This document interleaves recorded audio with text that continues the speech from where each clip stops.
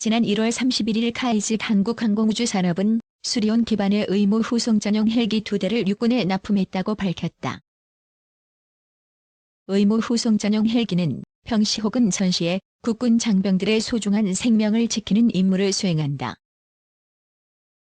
카이는 2018년 12월 방위사업청과 의무 후송 전용 헬기 양산 계약을 체결했으며 올해 모두 납품할 예정이다.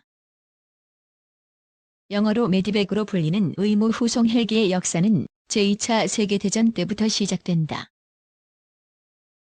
당시 미 육군은 정글로 뒤덮인 버마 전선에 시콜스키사의 R4 헬기를 배치해 부상자에 대한 최초의 헬기 의무 후송을 실시했다. 이후 6.25와 베트남 전쟁에서 의무 후송 헬기는 많은 군인들의 생명을 구했다. 이번에 납품된 의무 후송 전용 헬기는 국산 헬기 수리온을 기반으로 개발되었다.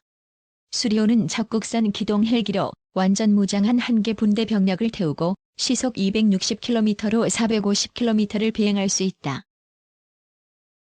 KUH-1M이란 명칭을 가진 의무 후송 전용 헬기는 각종 의료 장비를 탑재해 군응급 환자에 대한 의료 지원이 가능한 헬기이다. 의무 후송 전용 헬기는 총 8대가 납품될 예정이다. 2014년 카이는 의무 후송 전용 헬기 체계 개발에 착수하여 2016년 12월 전투용 적합 판정을 받고 국방규격제정을 승인받아 개발을 완료했다. 의무 후송 전용 헬기에 탑재된 의료 장비로는 자동 심장 충격기, 환자 감시 장치, 정맥 주입기, 인공호흡기 등이 있다. 이러한 응급 의료 장비를 갖춰 중증 환자 2명의 응급처치가 가능하며 최대 6명의 환자를 후송할 수 있어 군 장병의 생존율이 크게 높아질 것으로 기대되고 있다. 이 밖에 위장형 호이스트를 장착해 산악지형에서도 원활한 구조 임무가 가능하며 장거리 임무 수행을 위한 보조 연료 탱크도 설치되었다. 또한 기상 레이더와 지상 충돌 경보 장치도 장착돼 야간 및 악천 후에도 안전한 임무 수행이 가능하다. 의무 후송 전용 헬기는 메디온으로 알려진 육군 항공작전사령부 의무 후송항공대에 배치된다. 의무 후송항공대는 전방 지역 응급 환자들의 수송은 물론 장비, 물자 공수와 민간인에 대해서도 긴급한 의무 후송을 지원하고 있다. 지난해 5월 1일 부대 창설 4주년을 맞은 의무 후송항공대는 300건의 환자 수송을 완수해 주목을 받기도 했다. 의무 후송항공대에는 응급처치 키트를 장착한 수리온 헬기 7대를 운용했다. 환자 수송에 투입되는 작전임무팀은 주임무조종사, 임무조종사, 군의관, 응급구조사, 정비사, 승무원 등 6명으로 구성되며 포천, 춘천, 용인 등 3개소에서 활동하고 있다. 특히 응급구조사들은 세계적으로 인정받고 있는 미 항공구조 및 교육업체인 ARS사의 교육을 수료하는 등 높은 수준을 자랑한다. 의무 후송 전용 헬기가 배치되면 골드나원에 신속한 응급구조 임무를 수행하며 군 의료 체계를 한 단계 발전시킬 것으로 기대되고 있다. 육군, 짝퉁 논란에도 특전사 칼 5,000개 보급 강행. 육군이 지난해 짝퉁 논란에 휩싸인 특수작전용 칼 5,000여 개를 올해 보급 강행할 계획인 것으로 확인됐다.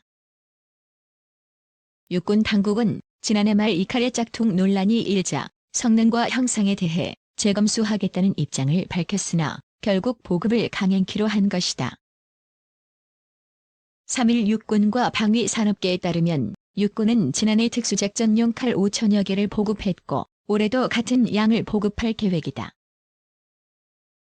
육군 관계자는 이날 올해 계획된 특수작전용 칼 5,000여 개가 이르면 오는 4월께 배급될 예정이라고 밝혔다. 이 칼을 실제 운용하는 육군 특수전사령부 일부 대원들 사이에서는 해당 칼의 성능 문제가 제기되고 있는 것으로 알려졌다. 짝퉁 논란으로 특전사 대원들의 명예와 자부심에 상처를 낸 데 이어 대원들 사이에서 성능에 문제가 있다는 지적이 잇따르면서 특전사 사기가 저하될 수 있다는 우려가 나온다. 군용품 보급 업무에 정통한 한 관계자는 올해 국방 예산이 50조 원을 넘어 국방비로만 따지면 우리나라가 세계 10위권의 국방 강국이라고 들었다며. 그런데 특수작전용 칼과 같은 특전대원의 생존을 좌우하는 기본적 장비가 이런 취급을 받아서야 되겠느냐고 말했다. 문제는 지난해와 올해에 이어 내년에 훨씬 더 많은 양의 보급이 예정돼 있다는 점이다. 육군은 이 칼의 납품 과정이 적법했다며 올해에 이어 내년에도 추가로 이 칼을 대량 보급한다는 계획이다.